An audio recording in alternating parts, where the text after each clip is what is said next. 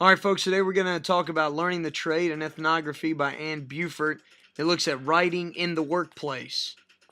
She started with 3 basic research questions when she went about conducting this study. Number 1, what differentiates simple and complex writing tasks? She was really concerned with status, and so a lot of her research was sort of based in that arena.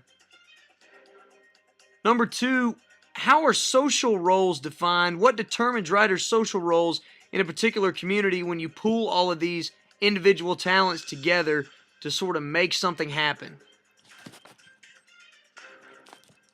And number 3, what methods of socialization are used for writers new to this organization, and what effects do they have? Basically, when you put all these people together, how do you do it, and why do you do it, or what's the effect of these strategies in terms of the overall dynamic of your company?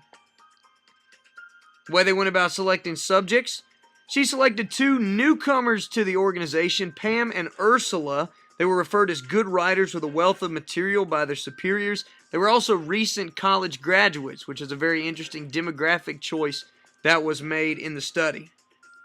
The company they used was the Job Resources Center. It's an international job training organization. Writing is essential to operations there, so there was a wealth of information available. And it's also a really good breeding ground for this sort of hierarchical structure that's good to study in these ethnographies, particularly the one that's being conducted here. Data collection was done in a very thorough, investigative way. There was a process that was gone about by the author here.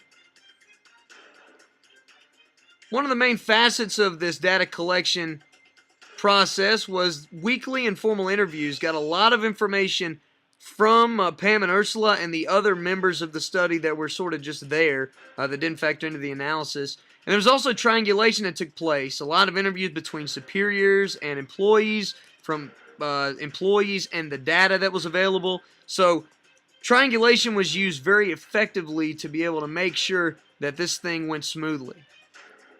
Some of the findings, there was a hierarchy of writing that developed out of the interviews that was particularly unique, I think.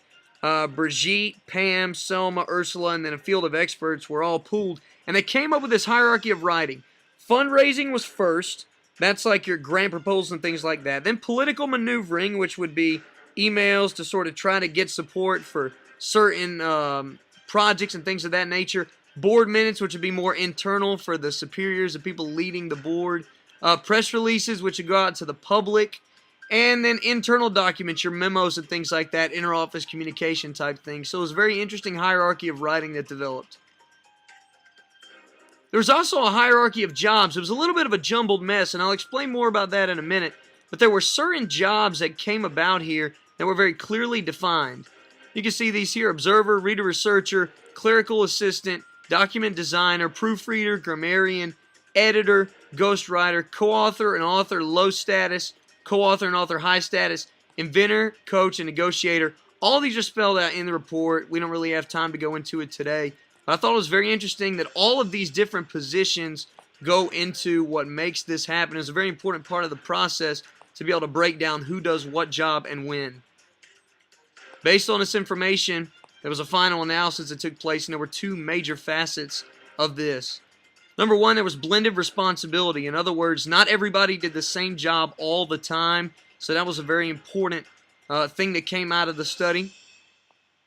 And number 2, there was a correlation between experience and importance. Like I said, not everybody did the same job all the time, but there were certain people that got to do certain jobs because of how long they'd been at the company.